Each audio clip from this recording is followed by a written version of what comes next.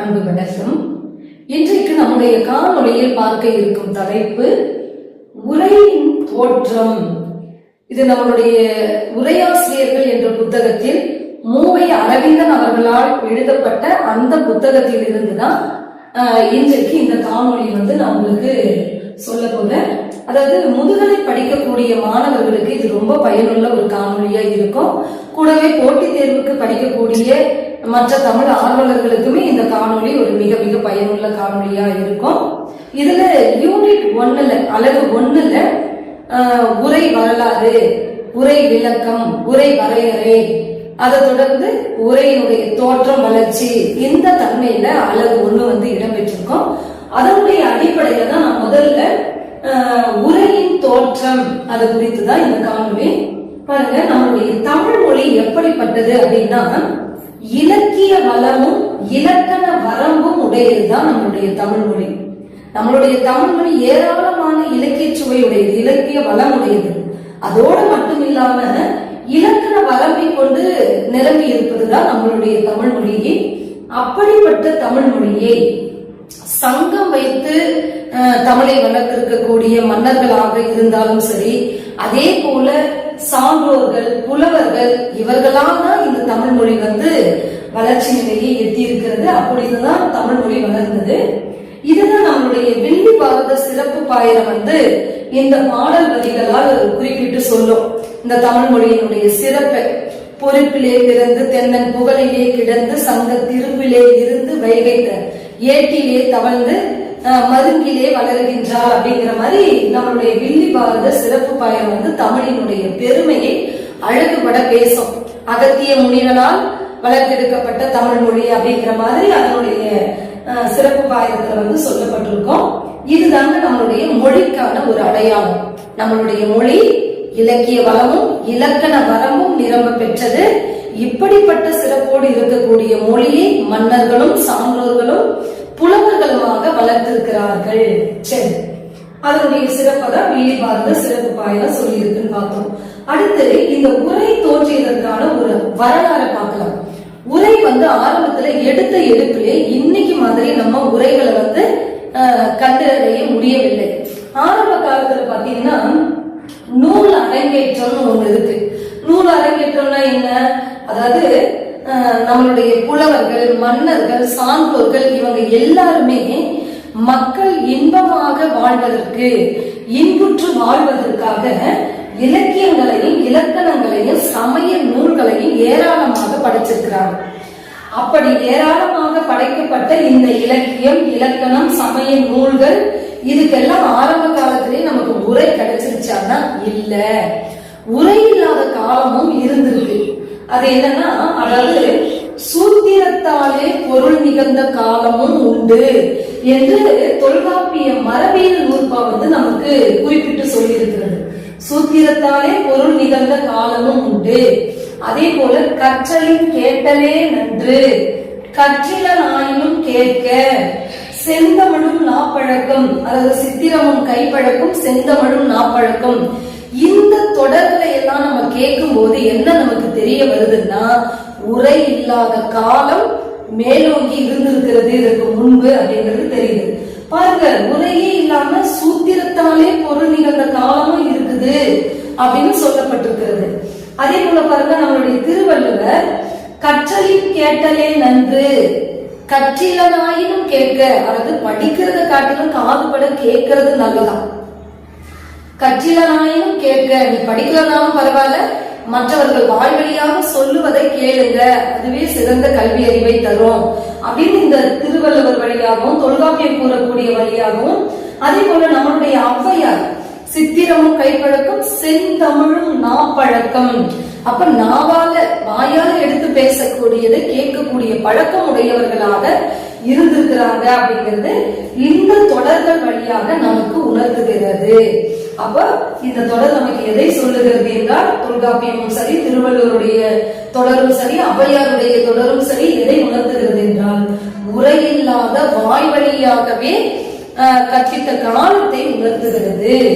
சரி, இப்படி வாய்மொழியாக இருந்த அந்த காலகட்டங்களில் வாயால் விளக்கி செவியால் அறிந்து புலமை பெற்ற காலம் போய் மெல்ல மெல்ல பரிணமித்து ஓலைச்சுவடி காலமாக அது மலர்ந்திருக்கிறது.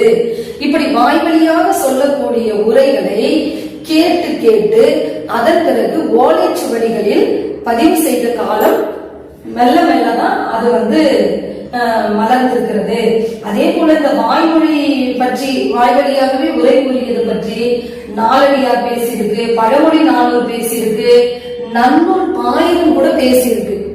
எப்படி நம்ம நீங்க ஆசிரியனுக்கும் மாணவனுக்கும் நல்ல இலக்கணம் கற்றுத்தரக்கூடிய அந்த பாயிர பகுதியில போனீங்கன்னா ஒரு நூல் ஆசிரியர் வழியாக நூலுங்கின்ற போது மாணவன் எப்படி கேட்க வேண்டும், அப்ப அவர் வாய்வழியா சொல்லும் போது ஆசிரியர் குருவுக்கு முன்னாடியே போய் அமர்ந்து அவர் போகணும் சொன்ன பிறகுதான் போகணும் அப்படிங்கிற மாதிரி எல்லாம் இலக்கணம் நமக்கு சொல்லப்பட்டிருக்கிறது. எதை உணர்த்துகிறது என்றால் வாய் வழியாக உரைக்கப்பட்டத அந்த செய்தியை தான் இந்த பழமொழி நானூறு, நாலடியார், நன்னூல் பாயிரம் இது எல்லாமே சொல்லப்பட்டிருக்கிறது.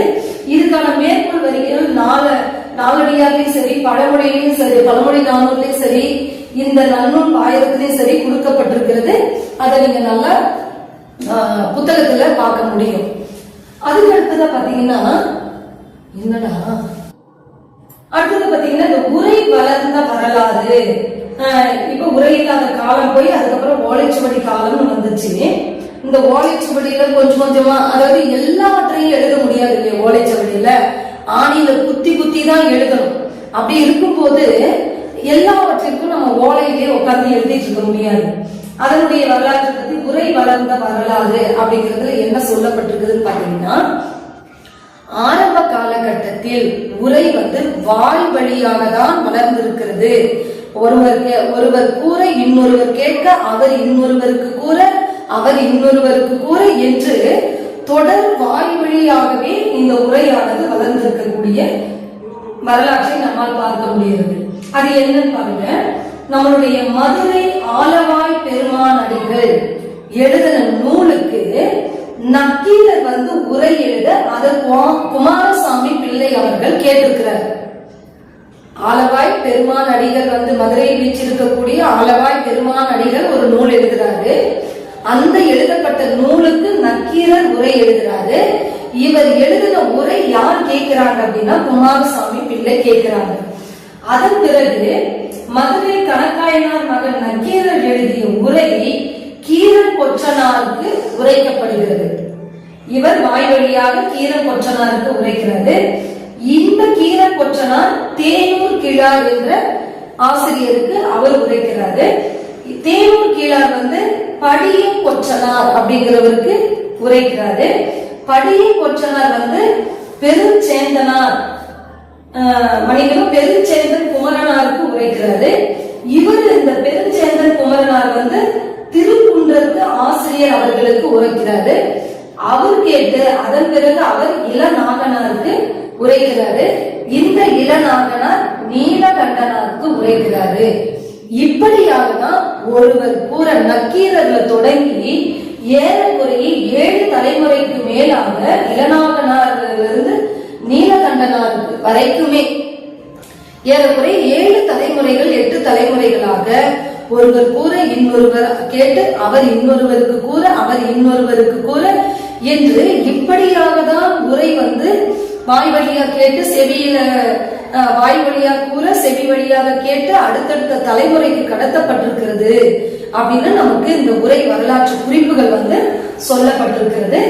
இப்படி ஒருவர் கூரை ஒருவர் கேட்டு அடுத்தவருக்கு அதை பரப்ப இப்படியாக வளர்ந்த இந்த உரை என்பது அடுத்த கட்டத்திற்கு எவ்வாறு வளர்ச்சி பெற்றது என்பதை குறித்து 3 அடிப்படையில பார்த்திருக்கோம். ஒண்ணு, அதாவது மொழியினுடைய சிறப்பு உரையினுடைய ஆரம்ப காலகட்டத்துல எப்படி இருந்திருக்கு, அதே போல உரையில்லாத நூல் அரங்கேற்றம் செய்யப்பட்டது, உரையில்லாத காலம் எப்படியானது, அதே போல உரை வளர்ந்த வரலாறு.